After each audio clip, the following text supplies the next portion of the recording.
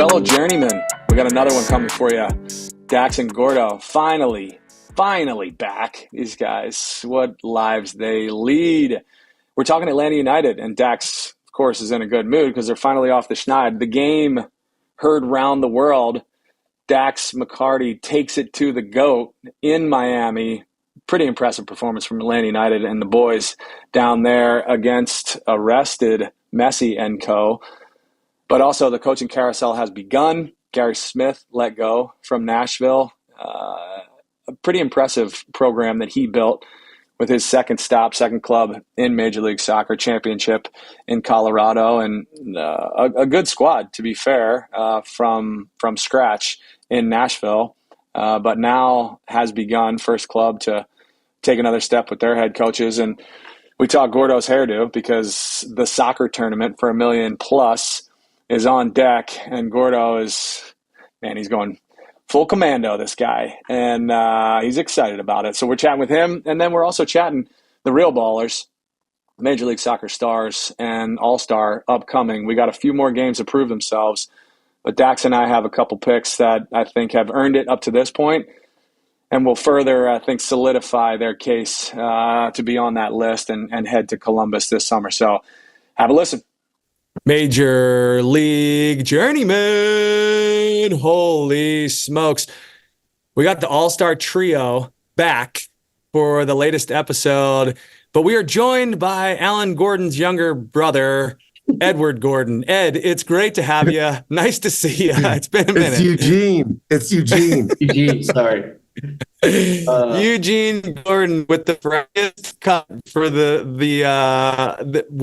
what age group are we going for? What demographic are you trying to hit? Is this 7th grade or 11th grade?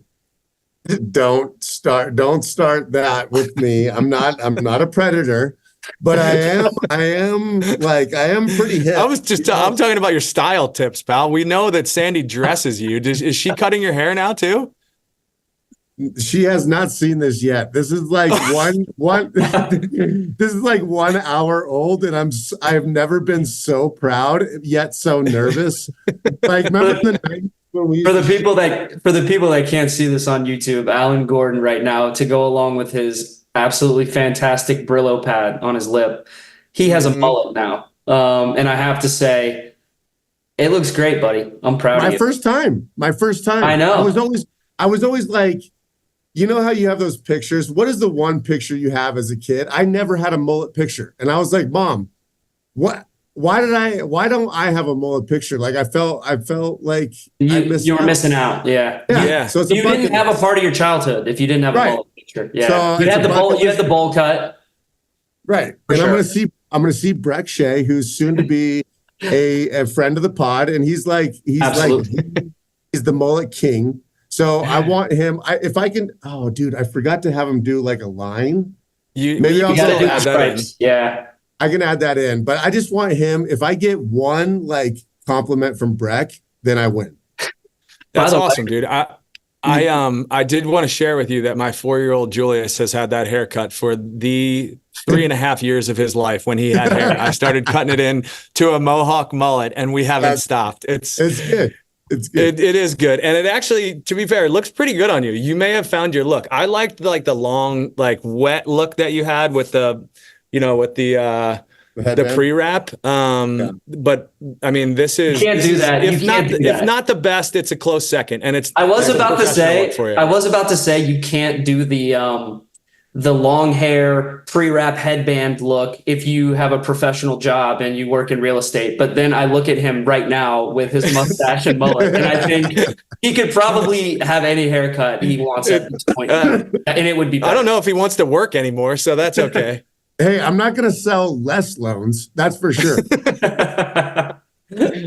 Oh, all right. Well, let's pivot. That's enough conversation about your new haircut. The game heard round the world. Atlanta United, is it fair to say, upsets Miami I think that's fair to say, right? Upset. It's an upset. No disrespect, Dax. You have to say that, yes. I think what most people want to know, though, is did you ask for Messi's jersey again? I saw that one coming. That one coming.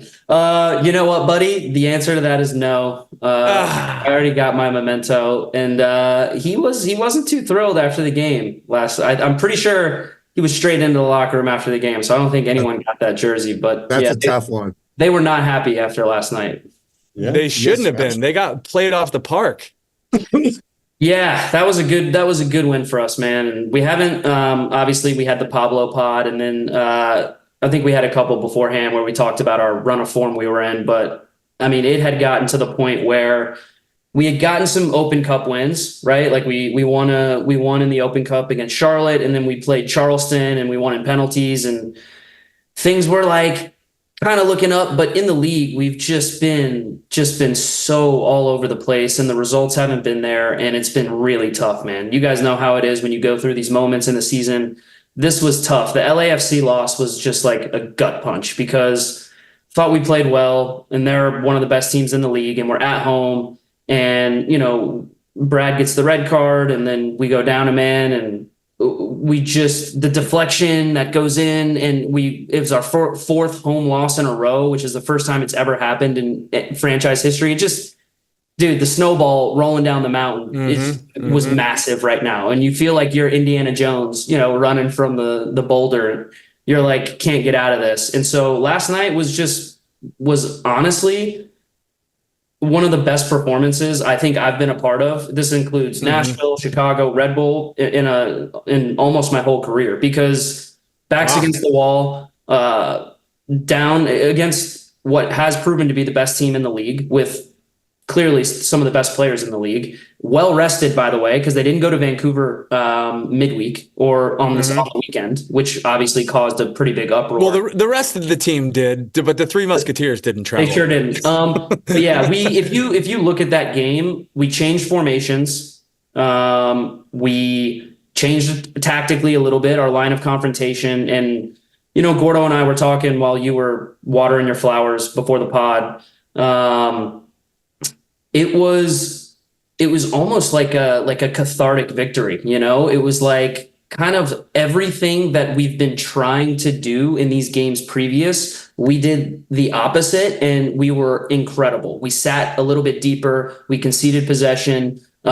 We put an extra center back on the field to be able to have more security. And we gave our fullbacks, Wiley and Lennon, who are just attacking menaces, those are deer. They love to run. And you know what I told Lennon last night, some of the runs that he's making, and you only know this, I feel like, if you've played any sort of professional soccer, and especially in the MLS. I knew, without even looking at the weather, just by looking at you guys, like I knew what that felt like last night. And he's bombing down the wing, and I'm like, this kid is so committed, dude. Like, I had so much respect. And that's the thing. That's the thing, guys. The commitment has been there these last 2 months, but the results and the performances have been very bad. The performances up and down.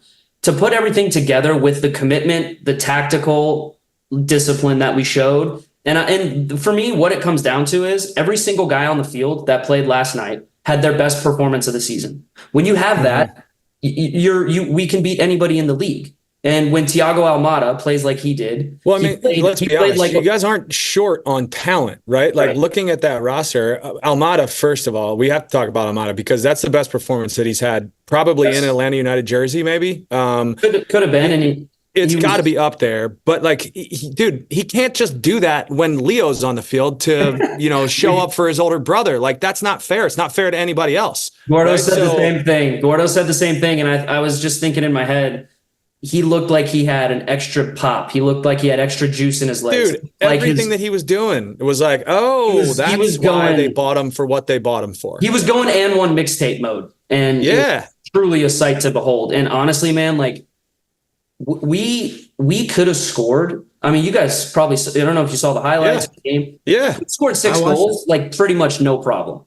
And that's the other thing. Look at how much space he's a threat everywhere on the field, right? Didn't matter if he was 30 yards behind midfield, he's still a threat. but two, what it opened up for Laba, like the amount of space that creates. Saba. What is it? Lobjanski? Lobjanitse. That's beautiful. That's a beautiful name. Is Saba a starter? Oh yeah. I know he's in a 9. Right? He started every game this year for us, so yes. But what it does for the wealth of talent that is surrounding Almada on your team is pretty incredible. And for you guys to be able to do that, I wanted to ask you a very specific question, Dax. Give us a glimpse into Gonzalo's approach here from a tactical shift, and obviously things haven't been working. I think you've said that, but now you guys changed the way you played. Talk a little bit about that. Yeah, I absolutely loved the way that he approached the game. Right from, the first day that we started prepping for Miami, he said, we're changing our formation. We're going to play with 3 center backs. And the reason we're going to do this is because of when you guys watch Miami, it goes without saying, okay, we've talked about them a lot, but the spine of their team, right? The guys that they are paying massive amounts of money to, who are worth every penny. What they love to do is so difficult to stop. And the way that they combine the understanding that they have with each other through the middle of the field is almost like it's next level, telekinesis. It's telepathic. It is every bit of that, and it's also their off the ball movement is incredibly difficult to track. And it's because you give Messi this free roll, and he finds spaces and gaps, and you know where he's going to pop up. But because of his ability to dribble, and he can beat you on the dribble, but because of also his ability to manipulate space, because of Busquets' ability to find him with a one-touch pass or take multiple touches to wiggle out of high-pressure situations, you almost have to secure yourself with 3 center backs, because 2 center backs aren't going to be able to cover enough space that you have to cover with the amount of runners that they send forward to effectively stop what they're trying to accomplish. So I thought it was the right decision right from the beginning, right? And then, like I said about Caleb Wiley and Brooks Lennon, their strengths as players, they're both great fullbacks, but their real big strengths are their willingness and ability and technical ability to get up and down the field and attack, put in good crosses, put opposing backlines under pressure.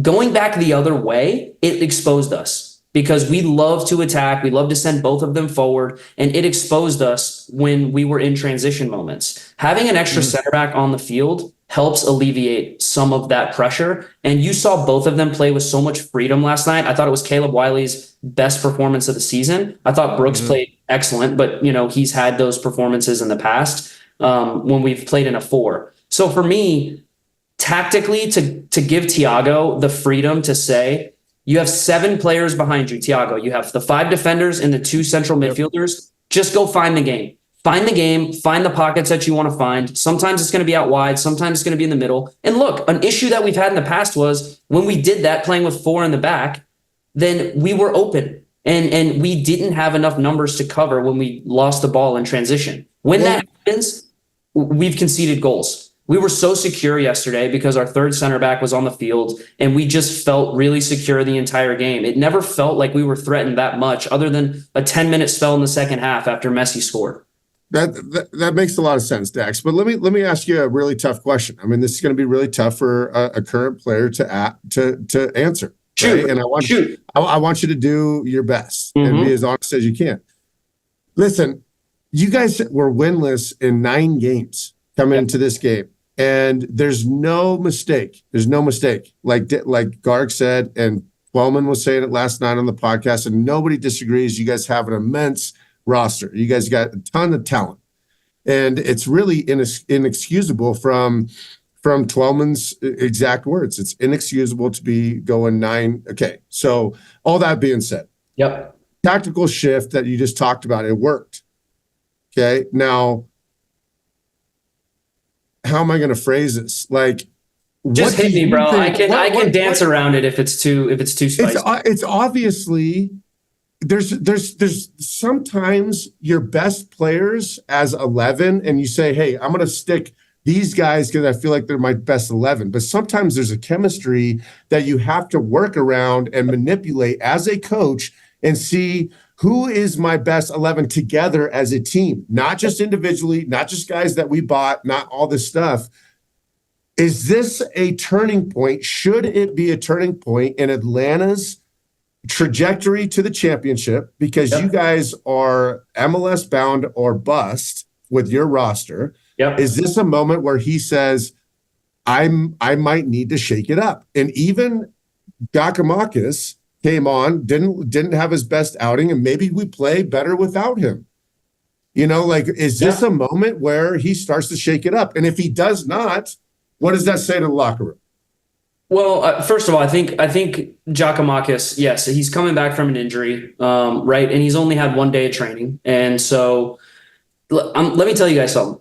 Last night, you guys, we've all played in these games. We've all played in these games where it's miserably hot, and it was hot and humid last night. Everyone was dying and dead on the field, but he's had 1 day of training coming back from an injury, right? So like, okay, if you're going to say he doesn't look his sharpest, then fine. I think he's fine. He deserves a little bit of a grace period. Okay. Totally. Okay. Talk about the other stuff. The other stuff, what I'll say is this a one-off, or is this a moment that things need to change? Is this a turning point for our season? Yes. What will Gonzalo Pineda do moving forward when we have games at home, when we lose guys for international duty, which we will? We're going to lose a number of players for international duty. It's really hard to say, and that's why coaches get paid a lot of money to make tough decisions. I think Gonzalo Pineda made the right decision, no question, last night because of the way Miami plays. Now, Gonzalo Pineda has stated in the past, his ethos, what he's all about as a manager. He loves to have control of games through possession. We had 40% possession last night, right? Mm-hmm. So we're talking about... let me tell you what managers love to have control of more than possession. Their job. Results. Yeah. Their job, period. What I will say is this. Against Miami, there's not going to be one team in the league other than maybe Columbus that goes down there and says, we want to try to just outpossess them, high press them, play with 4 in the back. I don't see many teams not adjusting their game plan to Miami and seeing if they can do what we did. But when we play at home with Atlanta United, like we play but here's the point. Here's the point, Dax. You didn't play against Atlanta United the last 9 winless games. You guys aren't wrong. You're not wrong. So this is why I'm saying he has a decision. Or Miami. He has a decision to make moving forward about how to set us up tactically. And I think he sees the game in the right ways. I think he sees the game. I think he sees talent the right way. The problem is when your best players aren't in rhythm, or when your best players are injured, and I don't want to go down like the injury excuse train, but look at the difference that Derek Williams makes when he's on the field for us. You can't deny that. He was a guy who they signed in free agency, I believe, or made a trade for. And the first 4 weeks of the season, when him and Stian Gregerson were on the field together, we were 3-0-1, something like that. 3 wins, 1 loss. Right. And then Stian goes down with an injury and he's been out for a couple of weeks. And then Derek Williams goes down with an injury and he's been out with it for a couple of weeks. And guess what? The guys who stepped in, because defensively, I think we've been really good. The guys who stepped in did great. They were excellent. But these guys, Derek Williams, Stian Gregerson, they're difference makers. So when they're not available, you have to adjust and you have to try to figure out what's going to work. And this is what every coach has to solve. As far as your question, Gordo, yes, it's a turning point for us, 100%. Right. As far as how we set up going forward, that's anybody's guess, right? You would like to think that a performance as good as we had yesterday would merit continuing on those same themes. I'll tell you this much, Dax. If I'm a GM and I'm watching my team that I've set up this roster, it's a great roster. It's got a lot of talent on it. And if we've been struggling 9 games in a row, and granted, listen, I will give you this much. 1 game is 1 game, okay? However, we have to have wins. And so now I feel like your coach is more on the hot seat than ever, because I want to know as a GM, is my coach willing to make the right decisions, the right tough decisions, in order for the betterment of the team, and it's clear to me watching last night, because I haven't seen you guys play like that before, and I've been so disappointed, to be completely honest. I've been disappointed in every time I've watched you guys, because I feel like you guys should be better than you are. Not that it's a total catastrophe, right? But I feel like you haven't hit your peak. And if he doesn't make changes because they're tough moving forward, I feel like he's going to be on the hot seat. If I'm the GM, I'm just saying I'm a GM. I would put this guy on the hot seat if he's not willing to make, and he's lucky because he's going to be forced into some decisions, because players are going to be going on international duty. But when you guys all get back together, how is he going to construct your team? Is he going to do the right thing for the team, or is he going to do the easy thing and play the players that should, quote unquote, be playing because of salary? I'm gonna step in, because I don't think you have to answer that one, Dax. I'm gonna shield you from this as your PR It wasn't manager. a question. It wasn't a question. Because what I think he learned, here's what he learned. He learned he has other options, and he can trust other people. And when he makes those decisions moving forward, he now has probably the biggest result of the season in his back pocket in saying, I've adjusted, I've made adjustments. You guys kind of have to trust me. And here's why I'm going to do it.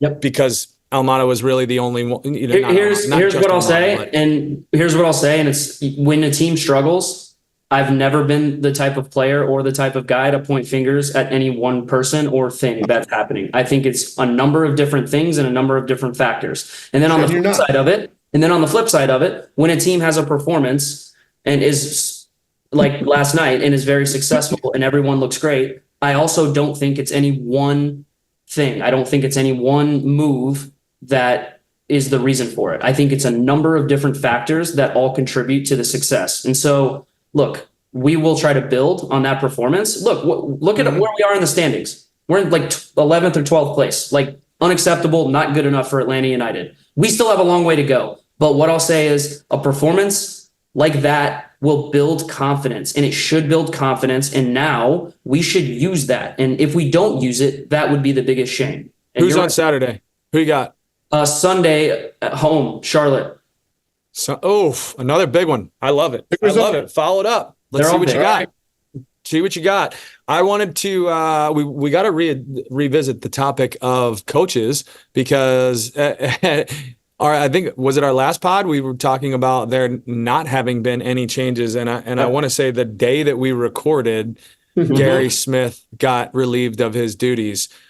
Dax, you got a lot of history with Gary. Gary was MLS Cup champion in Colorado, built really, I think, what is a pretty impressive resume over his time with Nashville. And then he's let go.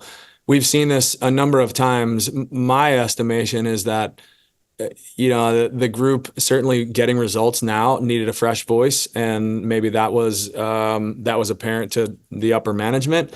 But you spent some significant years with him. What did you make of the move? Yeah, I thought that it wasn't that surprising, to be honest. Just with the form that Nashville SC has been in since the Leagues Cup run, it hasn't been good, and it hasn't been good enough. And there has been a disconnect. There's been something that isn't working with that team. And I was part of it. I was part of it for, whenever the Leagues Cup run ended. We didn't finish the season well, right? And we petered out in the playoffs. We lost to Orlando. And you probably lost the contract because of it. Let's be honest. Yeah, maybe. Right? Of course. I mean, this is what happens in professional sports. You never know. But what I'll say is this. The quote that the GM had, where he essentially said, we saw some trends that we didn't like, and we wanted to give him time to try to correct those trends, but it wasn't working, and we felt like the right time was now to make the move. That shows how much leash and how much respect and how well Gary Smith did to earn that. Because, a lot of people probably wanted it done at the end of the season last year, but they gave him that time to try to make it right, and it wasn't working out. They didn't have a good start to the season, and it is what it is. What I wanted to comment on is the fact that I still remember the first time that I met Gary Smith in Nashville. It was at a hotel downtown. We met for coffee, and it was right before the expansion draft. So they were about to So were you a free agent at the time, or were you already signed? No, it was, I had signed. So I had already decided I was gonna the trade was already done, and I had already been traded from Chicago to Nashville, and they were then building the roster, right? So the expansion draft for an expansion team is like a big way to build the roster. You get 5 or 6 players, you make trades. And right before they were about to do that, we had a party where they were going to announce everything.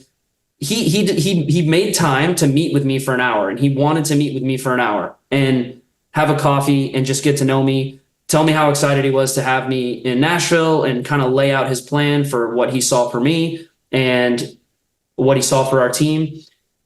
And do you guys know when you meet someone or when you get traded or you go to a new team and you just get a certain vibe from a coach or from a player personnel guy or assistant coach, whoever it may be. And either you're like, this is not really my dude. I'm not really going to get along with this guy. We're going to have problems, or I'm going to have a great relationship with this guy, and the respect is going to be excellent, and the mutual respect is going to be fantastic. I got that feeling with Gary right away, that he was going to be open and honest, and on a personal level, we're going to have a great relationship. And 4 years later, I can say that it was one of the better relationships I've had with any coach that I've ever had. And not because we always agreed on things, not because I loved how tactically he set us up at times, because I didn't, not because I thought that his training sessions were always amazing, because I didn't.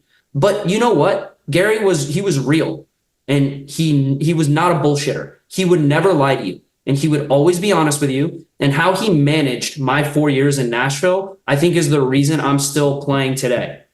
At some people would say a bad level, but I would say at a moderately decent level, right? Because 37 years old, he helped me manage my body in moments that pissed me off when I wanted to play more. And he said, no, I'm resting you for this game so you can be fit for the next 2 games. You know, you're coming off the bench, or you're not even going to travel in this game. And as an older player, you think that you're invincible. You think that you can still do everything. You can still play at the same level. You can still play every minute of every game.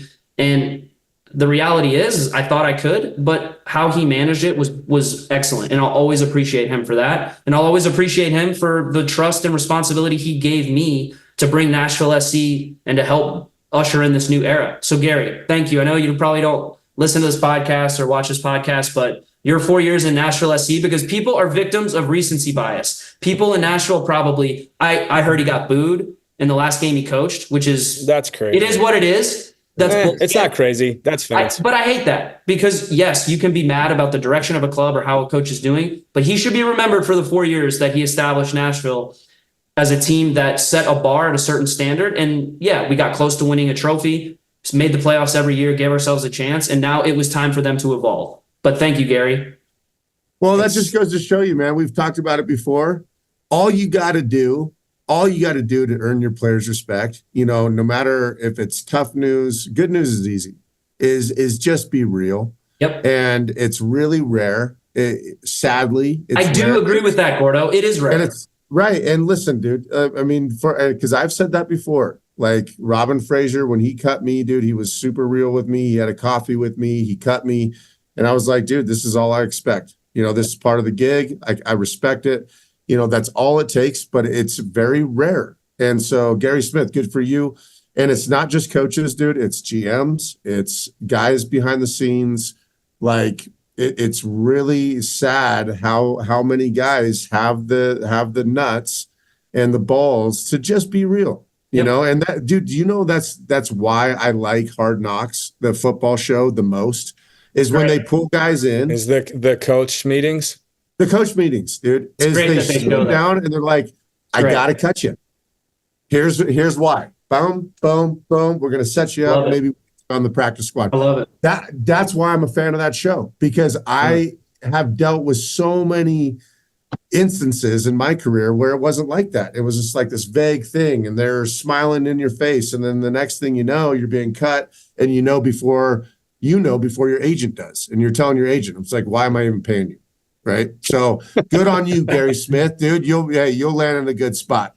I do hope he lands in a good spot. I think that he was always a good dude to me as well. I didn't know he didn't have to be a nice guy to me. Didn't know him at all, but every time I saw him, dude, he was always a stand-up guy. So I think teams that need to stabilize, that want to establish a certain level of defending and identity. Like, it's not always the most exciting soccer you're ever going to watch. And at times I was banging my head against the wall, begging him to try to let us be a little bit more expansive, but we were in every game we played. Like, you always felt like you had a chance as long as we were set up the way that we were set up. And so I do wish the best for him moving forward. And I mean, you also found your way into the box doing back heels and I did. You know what I mean? Like, let's not get carried away here. Right. Mr. Number 10. It did seem like he was maybe going to be the first to go just because of, it's also interesting. Like, when you set a standard, right?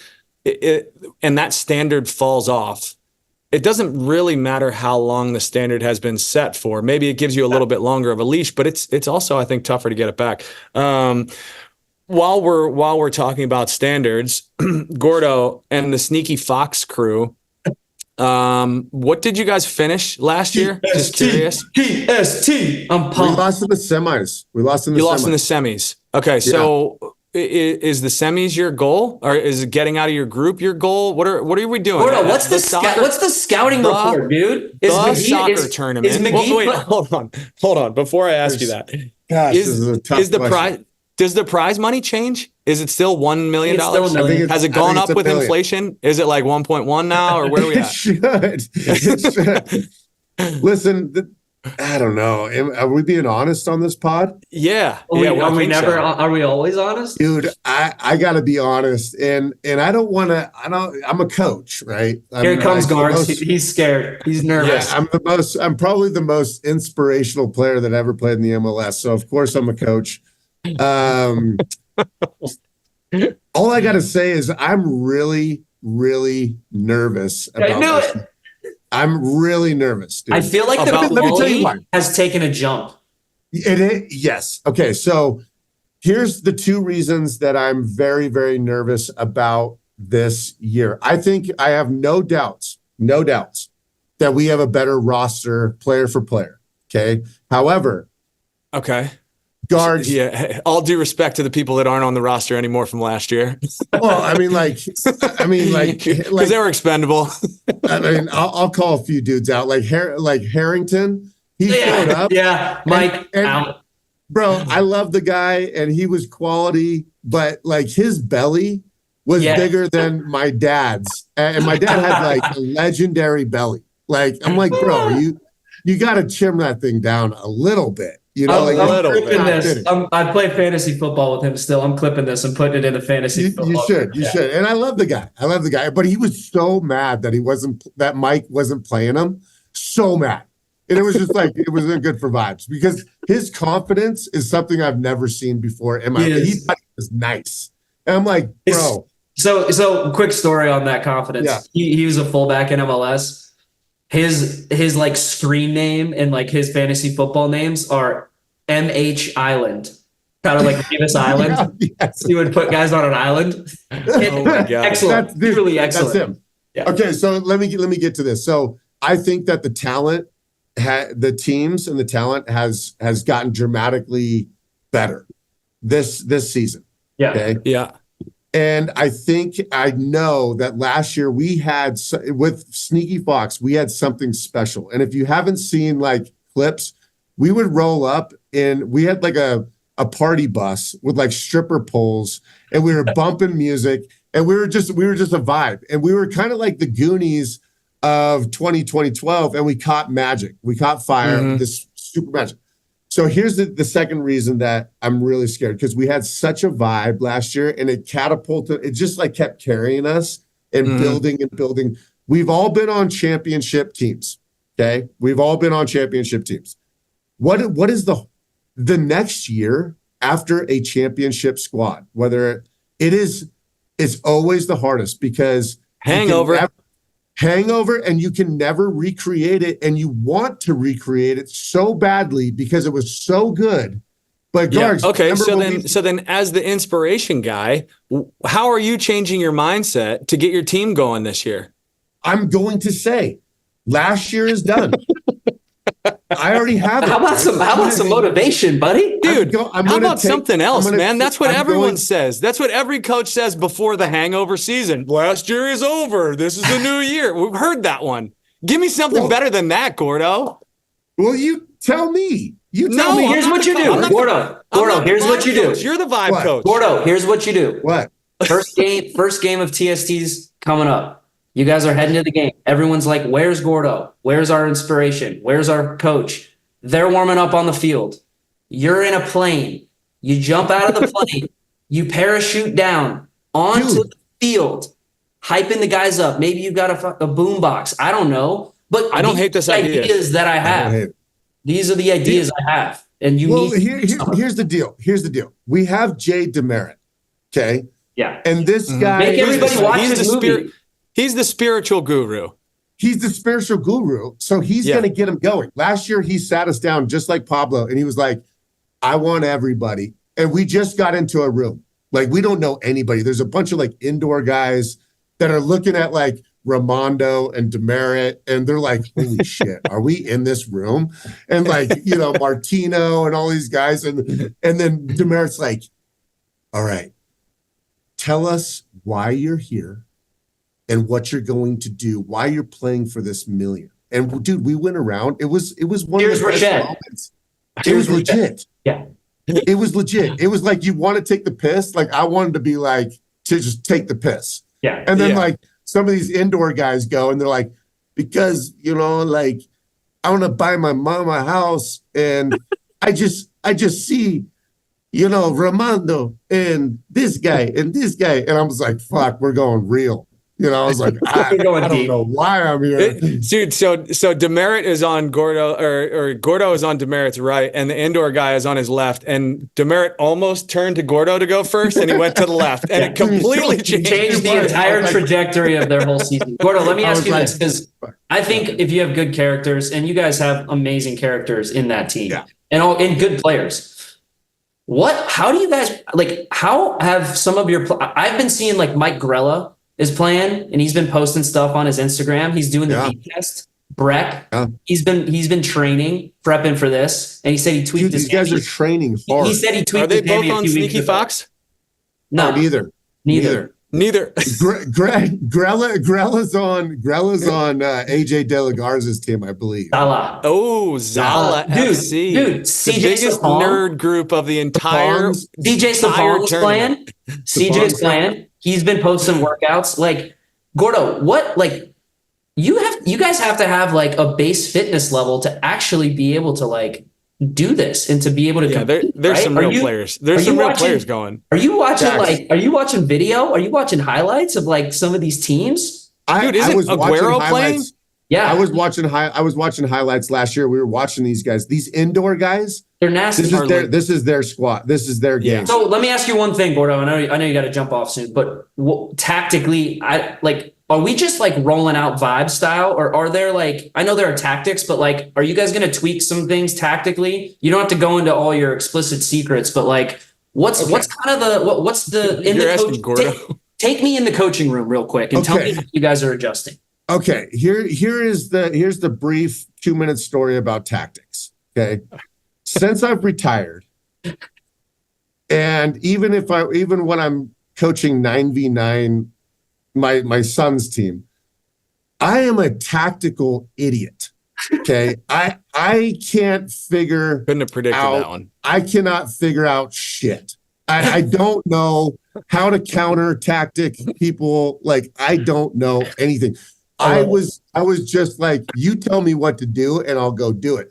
So like we're trying to figure out this 7v7 game, and the coaches, me, Martino, Ramondo, and like Winger would come, and McGee, and we'd all sit there. We'd have some beers, and we got napkins out. And Martino's been an analyst for NBC for like 10 years, and he's like, all right, I figured it out. And he's got napkins out. And he's doing this. And he's doing all these things. And he's moving them around. I was like, dude, that sounds pretty good. I don't know. That sounds good. And McGee would be like, no, these guys can't. He's like, nope, we're not going with that. We're just going to go standard. We're just going standard. So we never changed anything, but we talked about tactics 32 hours out of 72 hours. Martino wants to be Pep, and McGee is like Sir Alex. He's like, no. He's like, we are not playing to the 6 because our guys can't handle it. He's like, just go this way, straight down the field, defend. We're good. I am curious because it's a totally different game than 11v11. So like, I feel like it's there's a lot of vibes involved. If you have good vibes, you got to have good vibes, dude. We got a great vibe squad. Dude, I'm excited. I'm excited to watch. It's going to be, and by the way, can you get some freaking content for the pod? Like go behind the scenes, deep dive. Dargs, come out for 2 days, dude. Let's just interview everybody. Dargs, you have nothing going on. You got nothing. You don't have 4 I got kids. nothing. Yeah, I got nothing to do. Nothing to do. I just want to watch Gordo on TV. That's why I can't be there live. I want to see. Is it being streamed NBC Sports again? Is that what it was on? I think, is it on ESPN Plus? Bro, this thing's gonna be so accessible, dude. They got Pat McAfee on there. They got McAfee. Oh yeah, he's got a team, right? Yeah, he's got a team. They got JJ Watt, dude. This thing is. I'm telling you guys right now. This is for another day, different pod. But this type of soccer, this type of football, because it's this like specifically 7v7, 5v5. This is the future, I think, where the next like big money, like what Gerard Piqué is doing with his Kings League. I read a little bit about it. This guy, they had one massive tryout and they allocated players to all these different teams. And what they do is they provide these massive Twitch streamers that have millions of followers with equity in these teams. And they say, we're gonna stream these games on Twitch and YouTube and make all of our money through, I think, advertising. And these streamers don't have to pay for equity, but they just use their platform and they make a ton of money, dude. And they have a big following. For the final of his Kings League thing, they sold out the Bernabeu where does Barca play? Camp Nou. They sold it out for the final. Like that's 90,000 people. So I think that this is the future of like where the next like frontier of where the game is headed. I agree with you. I think it's a really good thing for the sport in our country just to give something. It's a different perspective and have like true people that like it. The thing that was most impressive to me was how many people were actually there for you don't know what it is. It's going to be more now. You guys have bigger stars there this year. Nani's there. Aguero. It's cool, dude. It's cool. I think one of the things that I find to be really interesting that TST is capitalizing on is the crossover star, because that's also soccer right now. Like soccer is in vogue. It's super hip. It's like cool to be a soccer fan. And these guys, I feel like, are doing it maybe more organically or better than anybody else. Major League Soccer still has a massive platform that's not quite capitalizing on the star power that's out there watching our game. And TST seems to have collected this like huge group and been like, hey, do whatever you want to do. Just yell about us. And they're all yelling about TST. And it's sometimes, unfortunately, it takes really cool dudes in the eyes of all the other athletes. You know, like a JJ Watt, McAfee, Ocho Cinco, like what were some of the other basketball players that were out there, you know, Steve Nash and all that stuff. Sometimes it takes those guys to be like, hey. Yeah, it's got a lot of crossover appeal. Yeah, this is cool. You guys should check this out. And then you're totally right, dude. You're totally right. Yeah. And that's I'm excited to watch it, buddy. It also seems like the competition has gone from here to here because the names that are coming in. Well, it was fun the first go around, but this I feel like is definitely going to be more intense. It's going to be like a tighter games. Yeah, people are going to be a little bit spicier. There's going to be. I want to see some. What are they? Are they blue cards? I want to see more blue cards come out. I need more blue cards. I need more blue cards. I did too. All right, here's what I'm leaving you with, Gordo. Are we going to catch you before you? When do you take off? Next week? I can do a pod Monday or Tuesday next week. Let's do that. Why don't we get one of the guys? Why don't we already had Sasha on, but I can get another guy. Why don't you want to get McGee on? Are we done with get a TST? Sneaky Fox. Get a member of Sneaky Fox. Get McGee or McAfee, whichever one you think. Okay, well, I'll reach out like I did JJ Redick and see if he gets back to me. I was hoping you'd bring that up. Let's do it, man. Also, we have a commitment, just to tease our followers. We do have a full commitment from the GOAT, the legend, the mulleted maniac, Dane, Brek, and Shea will for sure come on the pod after TST. I'll get an interview with him. Get a recap. I saw him last night in Miami. He brought his son to the game, who's 6 or 7. Better mullet than Gordo, better mullet than Brek. This kid is a legend, dude. And his name's Zeppelin. It's amazing. You said he's 7, and he's probably 5'7". He's built like a thoroughbred. He's a little guy. No, he's a little guy. That's great. All right, so Gordo, last question about TST. Yeah. Who is going to surprise us the most? Give me a name that we're not expecting that's going to crush it for either team? For Sneaky Fox. Yeah, give me Sneaky Fox. All right, I'm very nervous about this guy, but it's just like he's our wild card. He's our wild card. David Accam. Okay. David Accam is on Sneaky Fox? David Accam is on Sneaky Fox. And excellent vibes player. Excellent vibes player. And you guys both know him. And so he's our wild card. Listen, if he Accams, like Accam can Accam, we are going to be really good. Right? It just depends on what Accam we get. So it's going to be my job to get him. You got to get the best out of him. You got to get the best out of him. So I'll be talking to Dax. He was a teammate for a few years. Oh, and 2017, he was phenomenal. He was Accaming in a high way. So there you go. All right, David Accam, you heard it here. Gordo, you got your work cut out for you. Let's check. We'll check back in about TST. But you know what else is also coming up? The real pros.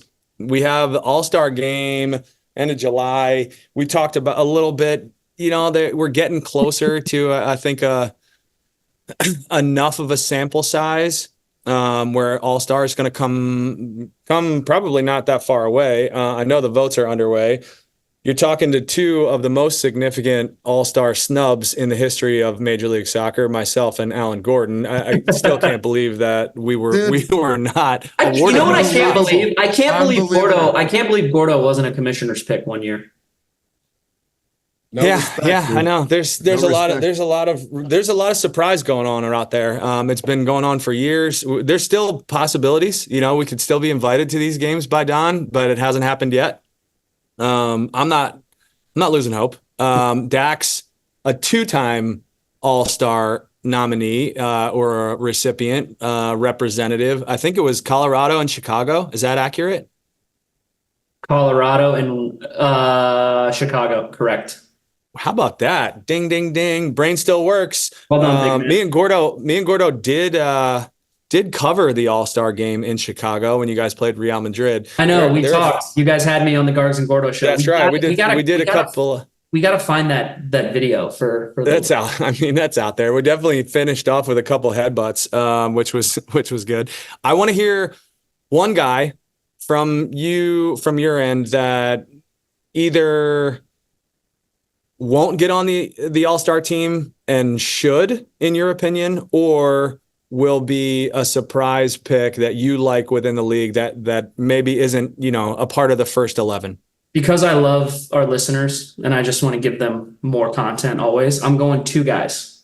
Two guys. And as you know, part of the defensive midfielder club, the defensive midfielders I feel like are overshadowed and overlooked constantly with these types of things. So I'm going to give you 2. Because good. One for you and one for Gordo. One for Gordo, because Gordo just had to hop off to do, I think, real world stuff with his mullet. I'm going to give you one guy from the Eastern Conference, one guy from the Western Conference. The Western Conference guy won't be that big of a surprise to you because I'm going to show love to a guy that Pablo talked up a lot, Emeka Eneli. Probably been one of the best midfielders in MLS this year for the best team in the Western Conference this year. And a guy who has been pretty excellent, I think, by every metric, as with whatever we use to gauge how midfielders are playing. Okay. A barometer for me for an all-star is like, okay, forget about all the superstars, the guys that we know are going to be there, the guys that put up crazy numbers, we know they're going to be there. Yep. Guys like this, they deserve that recognition and that shine, right? And so how do you get there if you're a defender or a defensive midfielder? Be on one of the best teams in the league.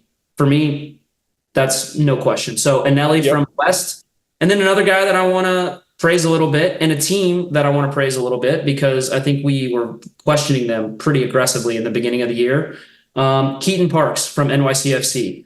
They're unbeaten. They're unbeaten in, I don't know, 8, 9, 10 games. They've won like 6 of 8 or 7 of 9, something like that. They're third in the East right now. Absolutely flying. And Keaton Parks has been fantastic. I've always rated him. I've always thought he was a good player. Think he had some issues throughout his time at NYCFC, but he has made that team his. I think James Sands was a guy who was like getting a lot of credit for, being a great player, and he's a great player. Keaton Parks has been excellent, and I think he deserves a lot of credit for the season he's having. So, who you got? Not surprising, you went with 2 defensive midfielders, but I can appreciate both of those picks. But you do agree. I don't disagree. I think that, and I like your approach too, because as a player, I always felt like the league does a pretty good job of highlighting their star marquee players, and the All-Star Game, in a lot of ways, I still am a big proponent of going back to the East-West, especially at this point, because I think that the league needs to do a better job of highlighting the depth below those top 11. So I like both picks. I think it's going to be difficult for both of those guys to get in the roster, just because defensive midfielder is a very it is full of talent in this league. There are a ton of defensive midfielders that have put in their shift and that deserve the plaudits, but those 2 guys have had incredible starts to the year. Unfortunately, as we know, I do think that the All-Star Game isn't always representative of that year, which makes it tough. And that's where I think, I don't know, it might be difficult for them to sneak in. Not that they're not deserving. I'll go 2 guys as well. One, actually both from the Eastern Conference. I'm going to straddle the fence here because shocker of what I just said. I'm going to go a star first, but here's the reason why I'm going a star, and because we need to talk about it. We talked about best strikers in the league, and we didn't even mention this guy's name. And we didn't even bring up Christian Benteke, who is on. I feel like I gave him some praise in one pod recently. Maybe in one pod, but not when we were talking about this, best in the league. And this guy is on fire, and he is, might be the best striker in the league. And he's got a legitimate argument for that. And he's also performing at an incredibly high level with what I would characterize in DC's team as not a roster rebuild, but they're not where they want to be. And they are punching above their weight. And I think a lot of it is because he is so impressive in and around the goal. Well, I'll take it a step further. Let me take it a step further because we played against them. They fundamentally, DC United, cannot play how they play when he's not on the field. Right. They can't. Totally.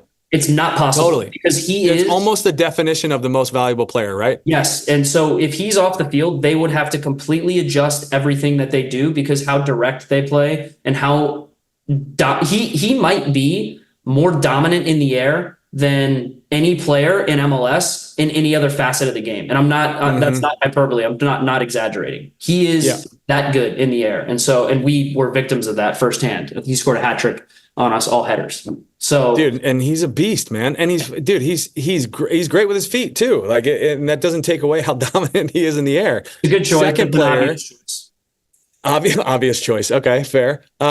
Second player, which we've also discussed on this pod, is Lewis Morgan. And I would like to see him because of what his last 2 years have been. I thought he was really good at his first stop in Miami. It's always difficult, as you can speak to get traded or to move from one organization to the next. That's not an easy transition. And then to follow that up with a major significant injury is even tougher because you can't get out there and either prove everybody wrong or prove everybody right. And now he's come out this season and he's been fantastic. And New York Red Bull is they're a good team, and they're putting up points, but they're also fun to watch. And he's a danger. He's a threat, and I enjoy him. So I can't that's argue my second either pick. of those picks. I hope 3 out of 4 of those guys at least make it, because I think all of them are deserving. I would love to see it. I would also love to see the league expand the All Star exposure. I think it's deserving. It would almost, I think, be I don't know. I'm sure that there's some creative ways to do it. But I do think that, I don't know. I'd like to go back to this East-West idea, and maybe put some real money on it. Maybe there's a way to incorporate this 7v7 stuff into it. If you were, that would be fun. If you were going to do East-West, you should do it when Messi's here. Because if he's coming to the All-Star game, you're selling it out no matter what. I think I think the fear from the league would be, if they don't have a massive, either a Liga MX team or like a massive European team, that it would struggle to generate that much interest. But with Messi, you have to take advantage of that if you want to do East-West. So. Him showing up sells the building out, and then you get to showcase the rest of the players that need it and deserve it. What are the chances Messi even plays in the All-Star game? Everyone knows he should be there, and he will be voted there. But will he play? Will he go? It's a good question. Yeah, I think it depends on the schedule. Maybe Copa America and where he's at with that. But yeah, if he's healthy and he's at Miami, I wonder if he plays. 5 minutes at the end off the bench. It's got to be that had to have been discussed within. It's got to be. I would like to see the fine print in the contract. That's in the fine print. All right, Dax, I'm letting you out of here, buddy. Good luck on the weekend. Gordo has already departed us. He's probably prepping on his speeches for TST that McGee's not going to let him give anyway. So it'll be good. I'll be tuning in though, which is fun. You guys should all tune in too. There's a ton of talent down there, and if you have an opportunity to go, I would love some feedback whenever you find Gordo. Give him a chest bump. Whenever you find actually anybody, let's get some content from down there and send it to Major League Journeymen. Tag us in it, and we'll get it up on the pod. Dax, if you can swing it a day off, I think you should take a road trip. Get up there. You're not doing anything, right? I love North Carolina. North Carolina is a great place for you. All right, buddy. Everybody, we'll see you out there. Thanks for tuning in.